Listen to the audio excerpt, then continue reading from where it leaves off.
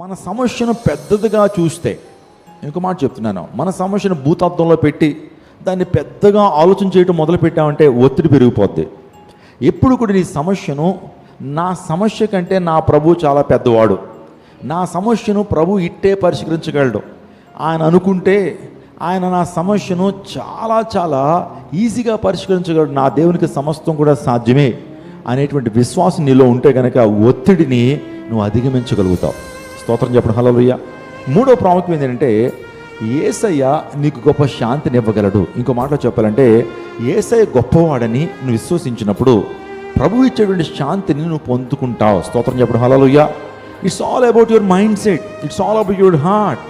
నీ హృదయం ఎలా థింక్ చేస్తుంది, నీ హృదయంలో దేవుని పట్ల కలిగిన విశ్వాసం ఎలాంటిది, దేవుణ్ణి ఏ స్థానంలో నువ్వు ఉంచావు అనేటువంటి అంశాలపై నువ్వు ఒత్తిడిని అధిగమించగలుగుతావు.